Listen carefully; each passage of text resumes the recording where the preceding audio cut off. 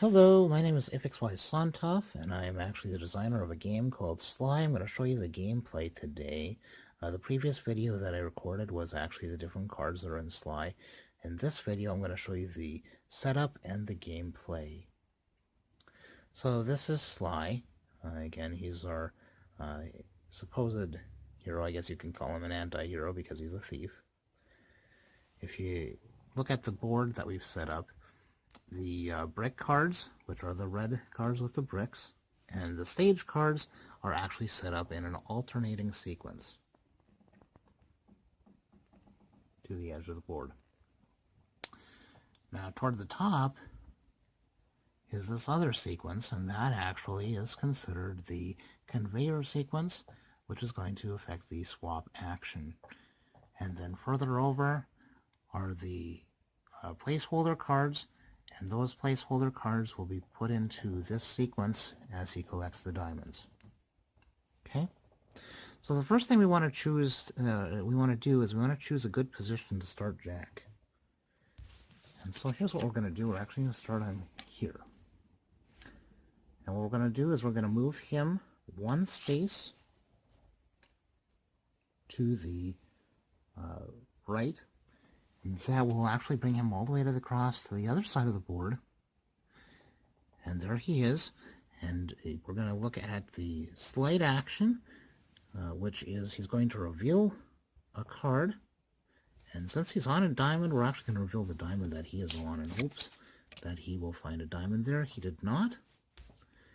Which now, folks, means that the rest of the diamonds that are in play are underneath these other diamond cards. So the next step that we will do is we will do the swap action.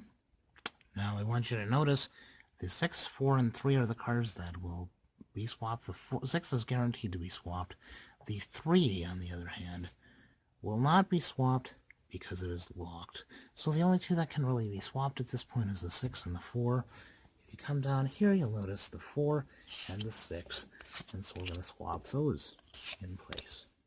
Coming back to Jack, we're going to notice that he's got can move one space back toward the other direction where he just came from, or one space forward. Well, if he moves one space forward, he'll be adjacent to that 3, and that'll flip him around, and then he will gain an additional action because of that flip, which means that he'll be able to reveal one. And as a result, he'll be able to collect the diamond. So we're going to do that action. He's going to move here, one space, based on that indicator, and then he's going to flip based on that indicator, and because of that flip, he actually gains the action that is on the other side, which allows him to reveal one, and that is, folks, the first diamond. We're going to put the placeholder in its place. The first thing we're going to do right after that is we're going to take the first present to the left, the present furthest to the left, rather, and we are going to flip that over. Okay? So now, previously we had the 6, 4, 3 in place. The 6 wound up on the top. We're going to continue on with the 4, the 3, and the 2.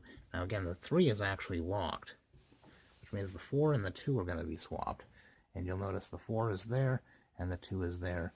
We're going to move those and interchange their places.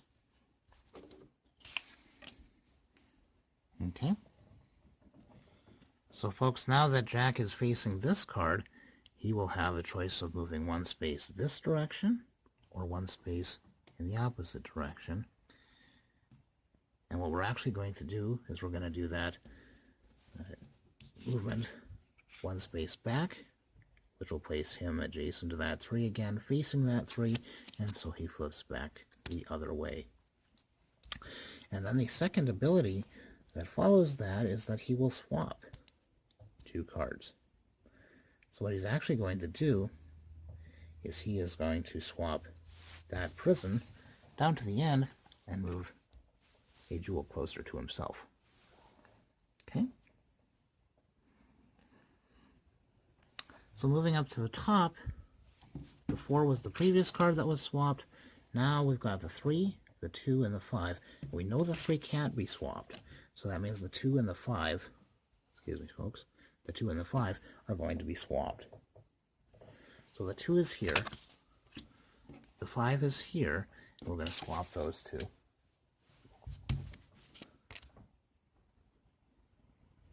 It's kind of a challenge to do because the table is actually, or the game is just about as big as the table. So anyway, with that in mind, we did that swap slight action. And now we're going to take part in the swap sequence, which is now the 2 and the 5 will be swapped, or the 2 and the 1 will be swapped. Well, we don't want to swap the 2 with the 1, because that will put it right adjacent to Jack. So instead, we're going to swap the 2 down to the end, where the 5 was at. So that just undoes the previous swap action. I'm going to move these cards over so that you guys can see them, because there's a glare from the light that's nearby. I apologize for that. Okay, so with that in mind, the next action that Jack will have will be to move 1 or 2 spaces over. We're going to actually take advantage of that and move him 2 spaces here, which puts him adjacent to that eye. And then as a result of that, we're going to reveal another diamond. Okay, and then Jack has done that action, so now the 5 and the 1, or the 5 and the 7 will be swapped. Well, actually what we'd like to do is set that 5 closer to that diamond, because if we can wind up over in that position, then we might be able to collect that other diamond on that side. Okay, so Jack has done that ability. So it's his turn to actually... So now it's Jack's turn to actually move again. And he is going to move 2 spaces back. 1, 2. Which puts him right there. Okay. And then with the eye there, it's going to mean that Jack's going to flip over the diamond. He collects that diamond. Another placeholder comes into play. And then the second prison, which is here, is flipped face up. Okay, so now it's going to be really a challenge for Jack to get himself away from the board. Except that I think we've got a plan for him. But that plan isn't going to come into fruition. And I'll show you why in just a moment.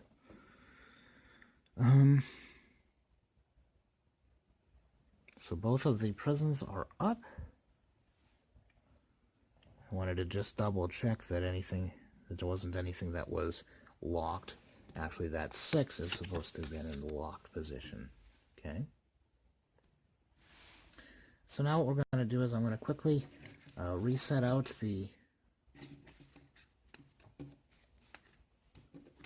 swap sequence cards. What I'm doing here, here folks, is I'm just swapping the cards around a little bit, reshuffling them, because I'm actually holding the camera with my one hand.